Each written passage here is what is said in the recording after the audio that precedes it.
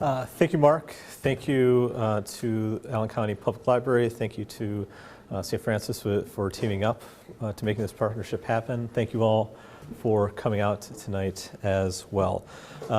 Just sort of to get a lay of the land, I am not one, I'm not one to lecture for 75 minutes to 90 minutes. That's just, I don't have that in me. I wish I did, but I do not.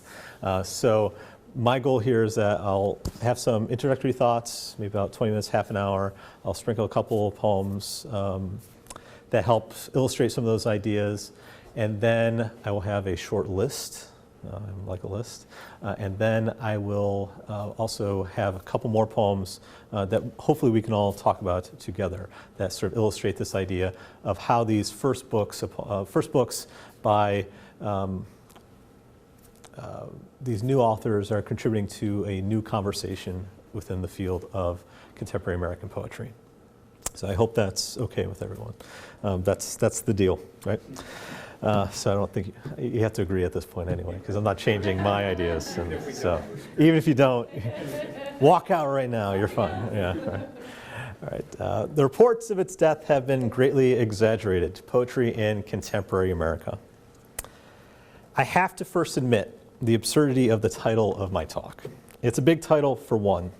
Big enough, I presume, to have gotten all of you to abandon your families, your dinner tables, your evening downtime before you ready yourselves for bed and another day of work on a Wednesday evening to consider for an hour or so a literary genre's decline.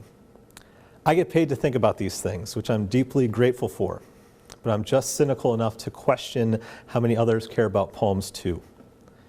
Nights like these lessen that feeling of being alone.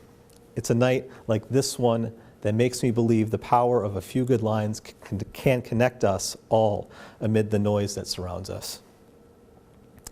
Even with all the new ways to distract ourselves, and distract ourselves we do, because who doesn't love a good Netflix binge or scrolling through social media feeds to measure our lives against others?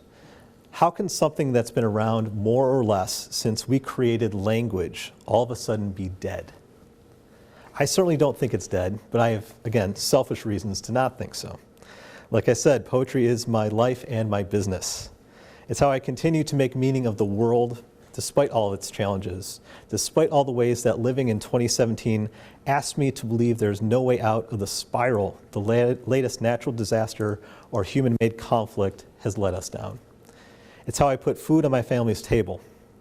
Well, studying and talking about poetry does. There's no money in writing it, as the accruing interest on my student loans will attest. And again, much to my wife's chagrin as well. And the title is a bit silly too, considering the origins from which I borrowed it. I'm sure many of us recognize it as a reference to Samuel Langhorne Clemens, who on May 31st, 1897, wrote this to reporter Frank Marshall White. James Ross Clemens, a cousin of mine, was seriously ill 2 or 3 weeks ago in London, but is well now. The report of my illness grew out of his illness. The report of my death was an exaggeration. Though his greatest works were in his rearview mirror, Clemens still had another 13 years of literary output in him, including short stories, plays, travel pieces, essays, poems, an autobiography, and even a semi-autobiographical work that explores the Baconian theory. This is for you. This is for you, Ken, right? Baconian theory of the Bard's dramatic canon, titled, get this, Is Shakespeare Dead? Talk about swinging for the fences, right? Twain trying to take out Shakespeare as if, of course, Shakespeare even needed that help to defend his legacy. These discussions about literary figures' influence and poetry's lagging popularity are nothing new, but they are instructive. Though it's not the first lament of poetry's decline, Dana Gioia's 1991 Atlantic essay, Can Poetry Matter?, stands as the model death knell for verse. He contends that poetry then belonged to a subculture of the American experience, having become such a small and isolated group that individual poets are almost invisible. Gioia's invective continues at length, and it is at length, to rail against the proliferation of poetry writing programs, which has created a professionalized class that serves as poetry's only audience. He notes, reputations are made and rewards are distributed within the poetry subculture. To adapt Russell Jacoby's definition of contemporary academic renown from The Last Intellectuals, a, quote, famous poet now means someone famous only to other poets. But there are enough poets to make that local fame relatively meaningful. Not long ago, only poets read poetry was meant as damning criticism. Now it is a proven marketing strategy. He continues later on in that same essay to say, like subsidized farming that grows food no one wants, a poetry industry has been created to serve the interests of the producers and not the consumers. And in the process, the integrity of the art has been betrayed. Of course, no poet is allowed to admit this in public. I don't know, I guess we're admitting that right now, right? The cultural credibility of the professional poetry establishment depends on maintaining a polite hypocrisy. Millions of dollars in public and private funding are at stake. Luckily, no one outside the subculture cares enough to press the point very far. No Woodward and Bernstein will ever investigate a cover-up by members of the associated writing programs.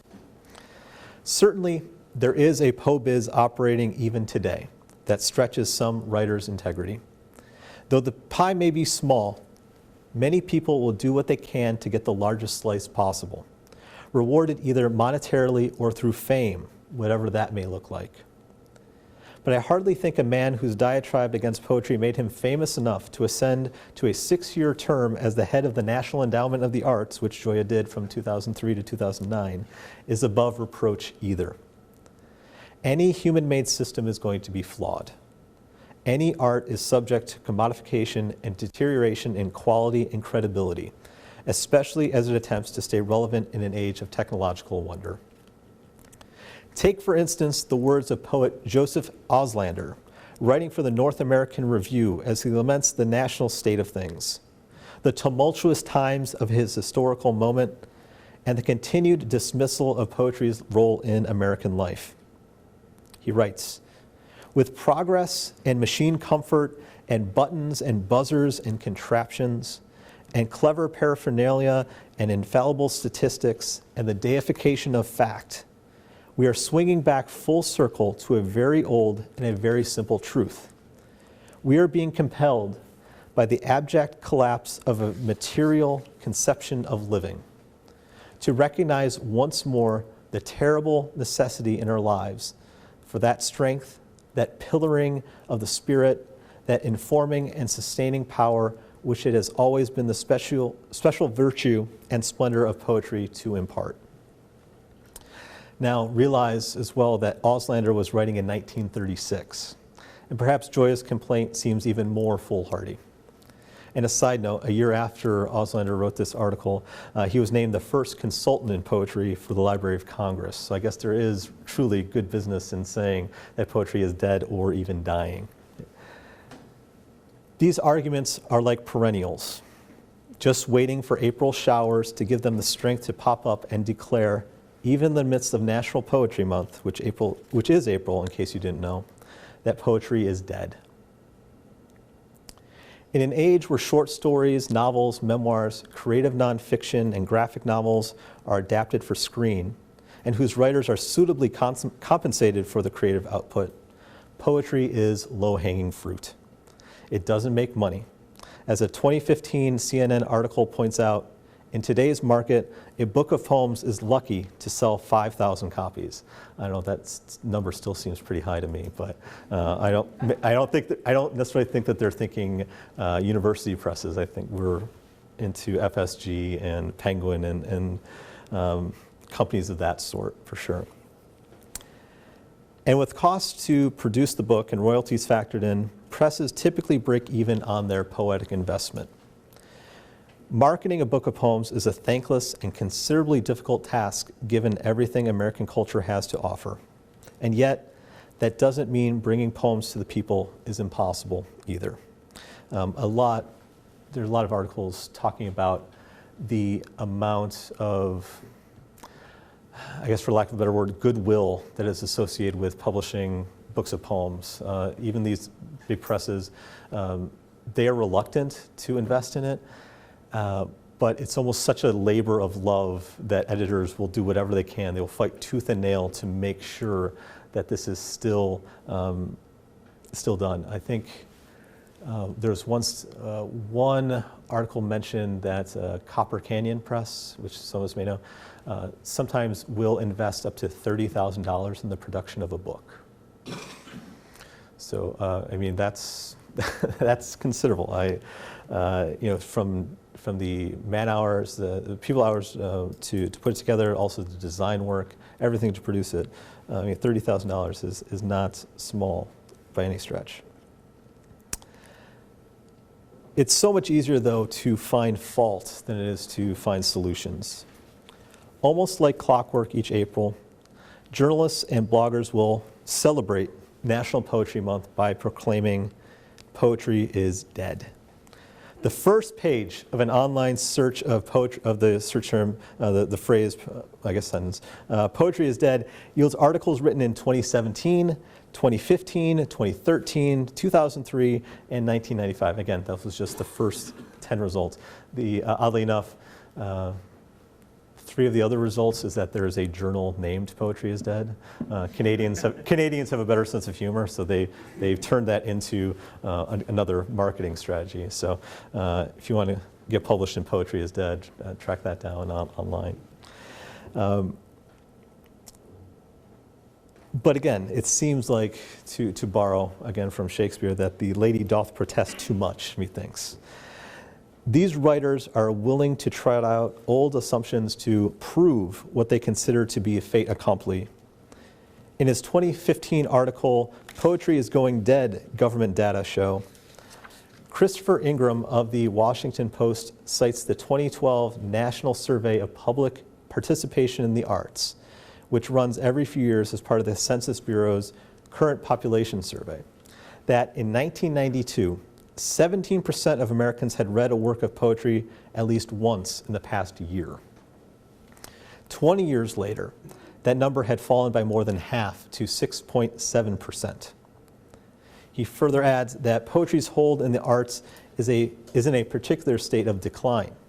Since 2002, the share of poetry readers has contracted by 45%, resulting in the steepest decline in participation in any literary genre, which is a consistent downward trend that is nearly perfectly linear. Sort of the graphs laying this out are a little disturbing for someone who, again, makes this, has turned this into a living.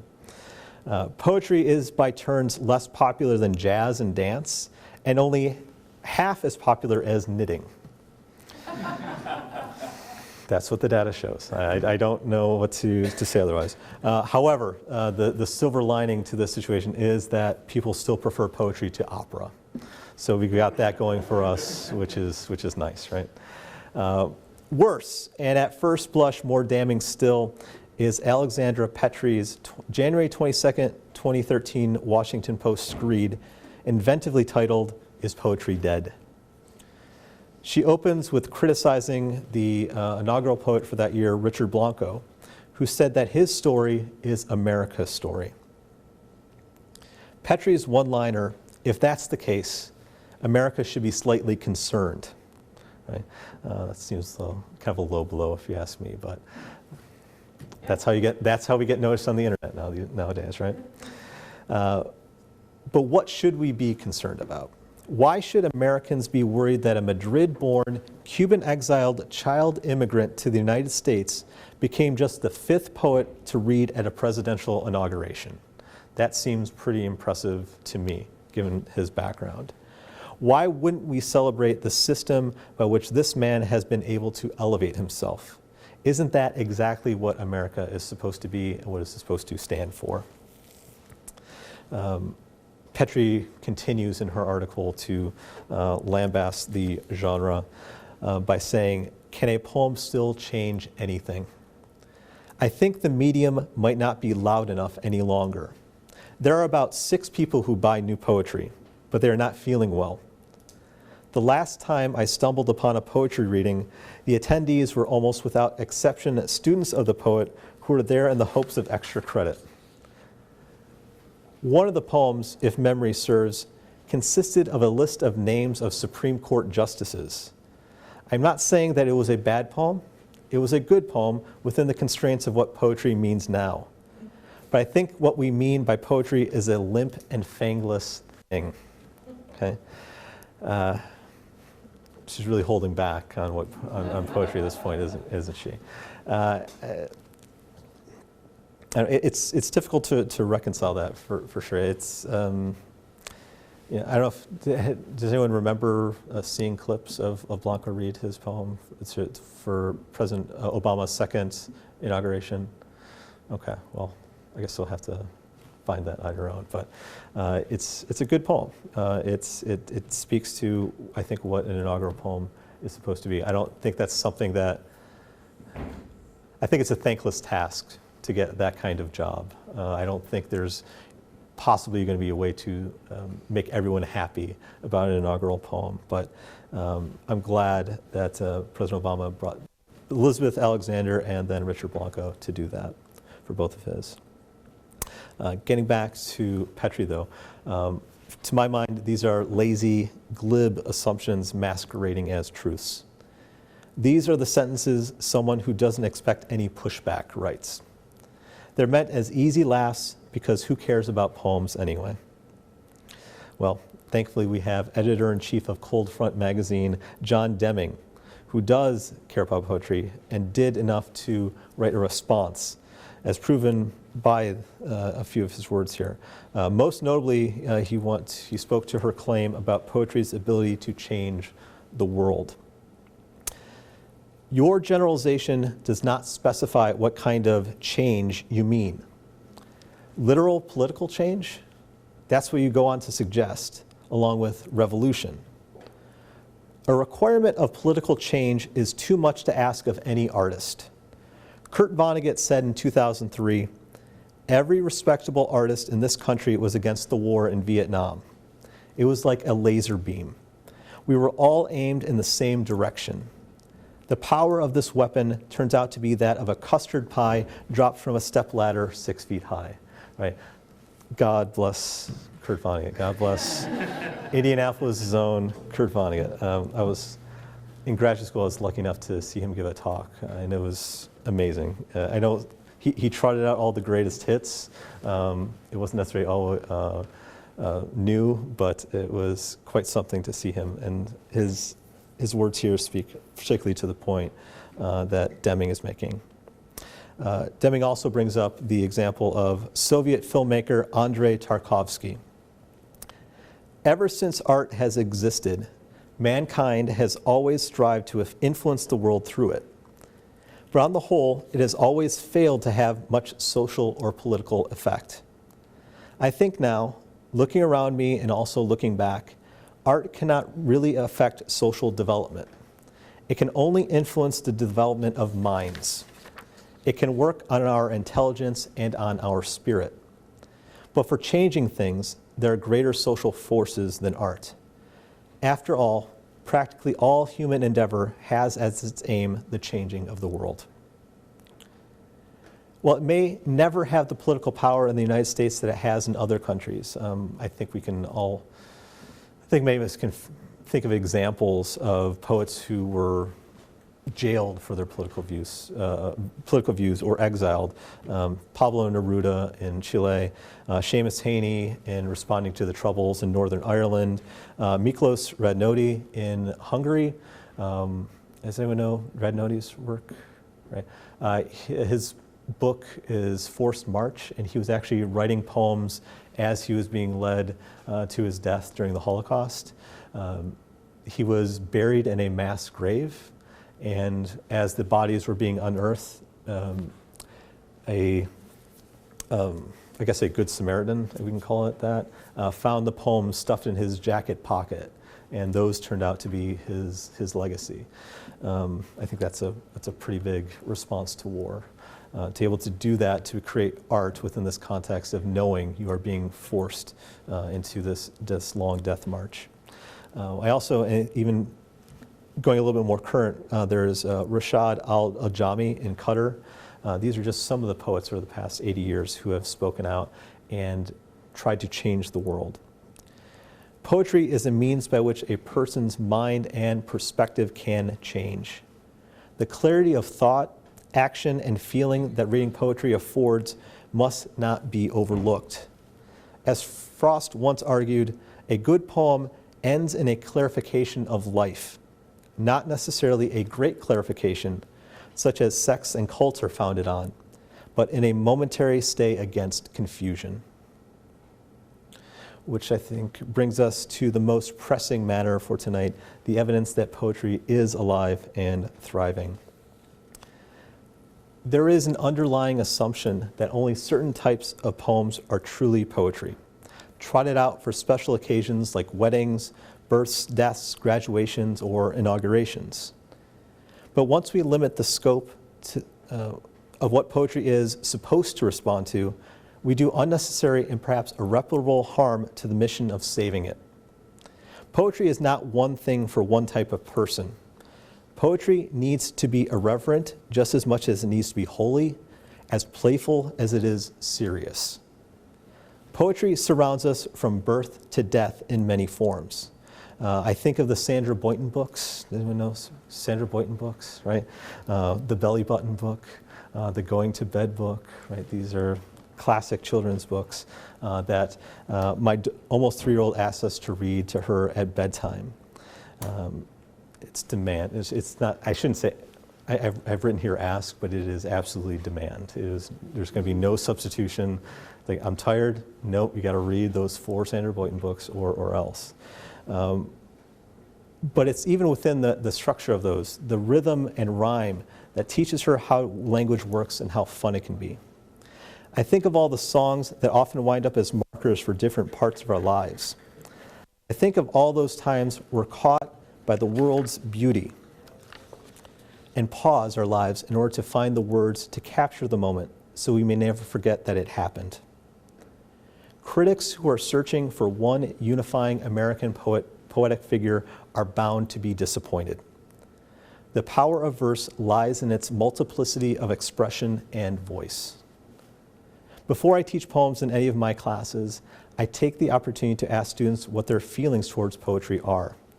Some raise their hands in support of verse, right? I think those are the ones who want some extra credit immediately, right? They want to set the right tone. But far more students claim to have had miserable experiences with poetry in grade school and high school. They recount teachers who ruined poetry for them or made it worse for them. Let's admit some of them already had a negative response to poems before this incident. Often, they are the victims of the system American University professor and poet Kyle Dargan warns us of. There are also stubborn perceptions that free verse poetry is a challenging form of code that can only be taught or deciphered by academic gatekeepers. This makes some people leery of the art form. They were taught that if they didn't have the same interpretation as the professor, then they were wrong. But it's not about right or wrong. It's about what you see in the poem. You have to start with the poetry that people see themselves in. Poetry cannot be solely the realm of old white men who have long dominated the canon. For poetry to truly connect, its voices must be many, so those who are represented by the many may have their stories reflected too. We have programs like the Cave Canem Foundation, founded by Toy Darracott and Cornelius Eady in 1996, to, quote, remedy the underrepresentation and isolation of African American poets, and is committed to cultivating the artistic and professional growth of African American poets. We have Kundiman, a nonprofit organization dedicated to nurturing generations of writers and readers of Asian American literature that sees the arts as a tool of empowerment, of education and liberation, of addressing proactively the legacy we will leave for our future. There's even the Canto Mundo program, which does the same for Latinx writers. We also then have VITA. VITA, or Women in the Literary Arts, is a nonprofit feminist organization committed to creating transparency around the lack of gender parity in the literary landscape, and to amplifying historically marginalized voices, including people of color, writers with disabilities, and queer, trans, and gender nonconforming adults. Each year since 2010, VITA releases the VITA Count, which breaks down the gender disparity in 39 Tier 1 literary journals and well-respected periodicals. And I think the work of organizations like this has been rewarded. I think as of today, of the 20 finalists for the National Book Award in poetry, nonfiction, fiction, and young adult literature, of the 20 of those finalists, 15 are women. So that is quite a historic day. I don't know if that's something to be proud of in 2017 that it's gotten to that point, but nonetheless, progress is being made on a number of fronts. For all the statistics foisted against poetry suggesting that readership for it is down, the democratization of poetry has led to an important shift in contemporary American culture. More voices are being heard. More social and political concerns are being tackled in ways that can make quicker and more decisive impressions on readers than any other literary genre. People want poems. It's becoming easier to find them.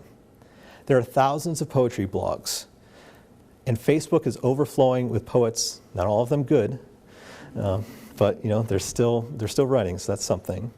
More than 116,000 people now subscribe to the Academy of American Poets Poem a Day series. Anyone who has that? Okay. So you're one of the 116,000, okay? Band together, take over the world, right? Which distributes classic and unpublished poems daily via email and social media. In the past 12 months, the number of subscribers has grown by almost 45%, said Jennifer Banka, the Academy's executive director. Poems do what novels cannot. They're short. They can be read in line at the post office. They can be put into your pocket, like on Poem in Your Pocket Day, which will be April 24th of 2018. And they can be screen grabbed in their entirety. Poems lend themselves easily to the fragmented and or regimented society we live in today. We're always doing something. But how much time do most people have to invest in reading whole novels, especially literary ones? When people turn to art, they do not want just to escape reality. They also wish to see the world anew, to be taken away as quickly and deeply as possible, and then to return with a new perspective. Poems do this best. Poems also help us connect with each other in the small moments. Most of us, I hope, have at least one person who we can share the large moments with. However, how do we manage to survive the days and hours that test us? We can with poems. They're immediate. They're intimate. They're written to be a shared experience between a speaker and a reader. To borrow from Vonnegut again, we yearn for connection. Many people need desperately to receive this message. I feel and think much as you do. Care about many of the things you care about, although most people do not care about them. You are not alone. Poetry's roots are in the public sphere, though with the proliferation of the printing press and the increased focus on the intensely personal lyric style, it turned into a private act. It became one reader in a room reading to herself and connecting to the poem speaker. But technology has increased access to all forms of creative writing. If you have an internet connection, you can search the thousands of poems found on poetryfoundation.org or the Academy of American Poets.org website. The Academy of American Poets, poets.org website. You can read any number of high-quality online literary journals like Blackbird, Quarterly West, Diagram, Agni, or the Roxane Gay-founded Pank. Right? Even in the past 10 years, we've seen such a difference in the quality of these magazines. I was always very resistant to submit to them because you don't quite know what cachet that they have. You don't, sometimes they didn't look very pretty, right? And if you're going to start publishing work in these artifacts, these books that we can touch and hold and love, a digital representation better look pretty good too. So I think the aesthetic value has increased so much as well as to matter in this conversation as well. The aesthetics and the editorial relationship is very important for us to think about here. Social media platforms have begun to spread verse in ways that would have seemed far-fetched previously. Going viral turns this private act back into a public one. By liking, commenting on, or retweeting a poem, we are recreating the community by which we used to listen to the epics like Gilgamesh, the Iliad, and the Odyssey. Technology has distanced us in some ways, but it's made sharing our experiences of the world and, at its best, our concerns, at its best, our common humanity easier too. Take, for instance, Maggie Smith's poem, Good Bones. Are anyone familiar with Maggie Smith's Good Bones? Who's seen Good Bones? Okay, I'll go ahead and bring this up here. This actually was in Waxwing Literary Journal. Life is short, though I keep this from my children. Life is short, and I have shortened mine in 1,000 delicious, ill-advised ways. 1,000 deliciously ill-advised ways I'll keep from my children. The world is at least 50% terrible, and that's a conservative estimate, though I keep this from my children. For every bird, there's a stone thrown at a bird. For every loved child, a child broken, bagged, sunk in a lake. Life is short, and the world is at least half terrible. And for every kind stranger, there is one who would break you, though I keep this from my children. I am trying to sell them the world. Any decent realtor walking you through a real shithole chirps on about good bones. This place could be beautiful, right? You can make this place beautiful. Originally appearing in Waxwing, 3 days after the Pulse nightclub shooting in Orlando. The poem got a boost when Brooklyn-based musician Shira Ehrlichman passed it along on Twitter.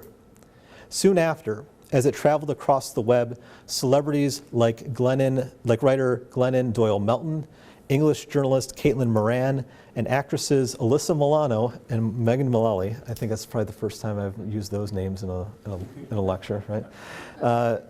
Among many others, shared it too. It continued its ascent, becoming one of the 3 most shared poems in the days following the presidential election of 2016, according to the Academy of American Poets. Rough estimates have suggested over 1 million people have read the poem. And if that wasn't enough, it became such a cultural touchstone that last spring, the poem wound up being featured on an episode of the ABC drama Madam Secretary, featuring Téa Leoni. I wasn't going to spend the $1.99 on YouTube to buy it so I can play it. I'm sorry, I'm just a little bit too cheap for that. But at one point, I guess, from what I recall, they're sitting in the Oval Office, and then just one of the aides just pulls out from his breast coat pocket Good Bones and just reads it on air, right? And doing some more digging, I found that an estimated 7.58 million viewers watched that episode live on ABC. I mean, that's a pretty remarkable thing for a poem. Poems can be given second lives because of social media too. Though published several years ago, I think it was 2013, Terrence Hayes' Black Confederate Ghost Story has returned to the poetry forefront during the Confederate statue debate. Ross Gay's A Small Needful Fact is referenced with every new incident of police brutality against African Americans. Anyone know the Ross Gay Small Needful Fact as well? It's a little bit shorter, but go ahead and bring this up. A small needful fact is that Eric Garner worked for some time for the Parks and Rec Horticultural Department, which means, perhaps, that with his very large hands, perhaps, in all likelihood, he put gently into the earth some plants which, most likely, some of them, in all likelihood, continue to grow, continue to do what such plants do, like house and feed small and necessary creatures, like being pleasant to touch and smell, like converting sunlight into food, like making it easier for us to breathe. And again, if we don't recall, Eric Garner was the one who said, "I can't breathe," and who sparked off countless protests, even caught on in the NBA. I remember LeBron James and Carmelo Anthony and Dwayne Wade, I think, wore "I can't breathe" t-shirts before games. So poems can have this impact too. Unfortunately, we also have poems like Jamal May's "The Gun Joke," Erica Meitner's "Dollar General," and Matthew Olsman's "Letter Beginning with Two Lines" by Czeslaw Miłosz, which have been shared and retweeted after each of the gun tragedies we've experienced in the United States over the past several months. Just in the past few days, I've also seen Adam Zagajewski's famous "Try to Praise the Mutilated World" on Twitter, Instagram, and Facebook, all from different people from different parts of the world. And do you know the Adam Zagajewski poem? That was the first poem published on the back page of the New Yorker after 9/11. So instead of the cartoon, they put Adam Zagajewski's poem there in its place. Ultimately, this is poetry's power. These particular poems, as well as others, are spread because they challenge us just as much as they provide signs of hope. Reading poetry is a selfless act, not a selfish one. We connect with another person and, at least for a moment, see the world as he or she does. And as we read, we should remember what poet Mark Yakic tells us in his Reading a Poem, 20 Strategies. Try to meet a poem on its terms, not yours. If you have to relate to a poem in order to understand it, you aren't reading it sufficiently. In other words, don't try to fit the poem into your life. Try to see what world the poem creates. Then, if you are lucky, its world will help you re-see your own. Reading poems is a gift we shouldn't take for granted. As the world grows in complexity, we need more avenues toward empathy, which in turn becomes a means for social justice. As former Poet Laureate of the United States, Natasha Trethewey notes, "I see now, in our contemporary moment, that it is more necessary than ever to receive the gifts that poetry offers. Each day we are faced with sound bites and catchphrases deadening and trivializing our language. The widening gulf of our ideological differences eroding civil discourse, and our ability to truly communicate with each other, to hear each other. For all of that, poetry is the corrective, the sacred language that allows us to connect across time and space, across all the things in everyday life that separate us and would destroy us. That's because poetry allows us to reckon with our troubled past and to imagine the better, more just society that we must continue each day to build. It evokes in us the better angels of our nature, eliciting our most humane impulses to engage the humanity of others through the projection of our own emotional knowledge, our empathetic understanding. The best knowledge we have for dealing with each other. And deal with each other we must.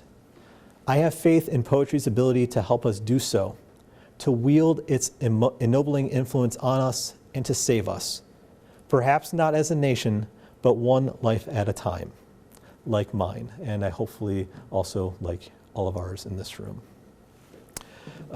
Those are the sort of the opening remarks, a bit longer than I anticipated, but hope you don't mind. I'm going to copy something. The nonfiction writer David Shields is sort of famous for doing this. My wife and I have seen him multiple times at AWP, and when he gets up to give a presentation, he doesn't give a talk, he doesn't give a lecture, he doesn't do anything. He just stands at the podium, waits for everyone, because by this point people know what to expect, and he just lists books that people should read. That's all he does. He just does that for like 10 minutes, just lists all the books that we should read given this context. So this is my David Shields-esque list of recent books of poetry to read. So these are books within the past year. I do have some brief explanations about some of these. We have Mai Dervang, her book Afterland, which details the Hmong exodus from Laos and the fate of thousands of refugees seeking asylum. These are also all American writers as well. Jill McDonough's Reaper, about America's expanding drone program and the havoc we wreak on the globe. Aja Monet's My Mother Was a Freedom Fighter, which tackles racism, sexism, genocide, displacement, heartbreak, and grief, but also love, motherhood, spirituality, and black joy. Morgan Parker, and this is, I wish I could have had this title. This is just amazing. There Are More Beautiful Things Than Beyonce, which has societal narratives around black womanhood. Hanif Willis Abdurraqib, The Crown Ain't Worth Much, which is a vulnerable portrayal of city life in the United States. The Crown Ain't Worth Much. Hanif Willis Abdurraqib. Right, that's. I knew I was going to catch on that one. I was trying to practice it beforehand, but I just didn't nail it. Solmaz Sharif's Look, which assembles the fragmented pieces of her family's life and that of others affected by war. Maggie Smith, her book Good Bones just came out a couple weeks ago. Courtney Lamar Charleston's Telepathologies, which I am going to show you a clip of here shortly. Jeffrey Schultz's Civil Twilight. Sheila McMullen's Daughterarium, a book about what it means to be loved by God and the earth. Leslie Harrison, The Book of Endings. Donica Kelly's Bestiary, which Nikki Finney remarks, it is a first book of poems by an all-black girl who teaches us nothing is all black, or all female, or all male, or all belonging to humans, or all tidy either. Ocean Vuong's Night Sky with Exit Wounds. Romance, family, memory, grief, war, melancholia. Javier Zamora's Unaccompanied assesses borderland politics, race, and immigration, as well as the United States government's role in the Salvadorian Civil War from 1980 to 1992. What was that called? That is Javier Zamora's Unaccompanied. Karina McGlynn's Hot House, meditations on the intersection of violence, self-awareness, and performance that continue to orbit a woman like broken satellites, which our next writer here, Adrian Matika, Map to the Stars, which is a discussion of race and socioeconomics and the dream to explore some distant galaxy, all from the eastern portions of Indianapolis. Chen Chen, When I Grow Up, I Want to Be a List of Further Possibilities, which is another great title, right? Love, these are like better Bukowski titles, right? Just as long, but a little bit better than those two. Which is about the Asian American gay and immigrant experience. Layli Long Soldier's Whereas, which is about Native American rights, which is largely a response to the congressional resolution of apology to Native Americans issued by the 111th Congress in 2009-2010. Jennifer S. Chang, House A, How Does an Immigrant Redefine Home for Herself? Carolina Ebed, You Asked Me to Talk About the Interior. Janine Joseph, Driving Without a License, Being an Undocumented Immigrant. Rebecca Dunham's Cold Pastoral, A Reckoning of Our Effect on the Environment, which is also reminiscent of Muriel Rukeyser in how it's uses reportage as well. Kaveh Akbar's Calling a Wolf a Wolf, Sobriety and Addiction. William Brewer, I Know Your Kind. And special note to William Brewer, he's a fellow Gator. Go Allegheny College, right? William Brewer's I Know Your Kind, he's from West Virginia, and he talks about the opioid crisis and how that has affected his neck of the woods. Sophia Sinclair, her book Cannibal, which centers on the beauty and brutality of how colonizers came to see the Carib people. Caliban appears too. Sam Sachs, Madness, explores the links between desire, addiction, and the history of mental health. Dinez Smith, Don't Call Us Dead, which has a beautiful opening sequence that imagines an afterlife for black men who were shot by police. Joshua Jennifer Espinoza, There Should Be Flowers, which is a book about coming out as transgender. Shane McCrae, In the Language of My Captor. Nicole Seeley's Ordinary Beast. Erica L. Sanchez's Lessons on Expulsion, another book about immigration and xenophobia. And there's also, lastly here, I have Eve L. Ewing's Electric Arches, an imaginative exploration of Black girlhood and womanhood through poetry, visual art, and narrative prose. It's quite a hybrid work it's pretty amazing as well. Those are just some of the books that I was able to get listed off here pretty quickly. I don't know, maybe it took a little bit longer than I expected. But there's just so much out there right now. There's so much. Everything that we are struggling with, people are writing about. And it's being processed, it's being turned into these amazing books of poetry that we should all do as much as we can to support how we can. All right, thank you so much for coming out this evening. I really enjoyed it. I hope you did too. Thank you. Yeah. Yep, that's where I met my wife. We both met there.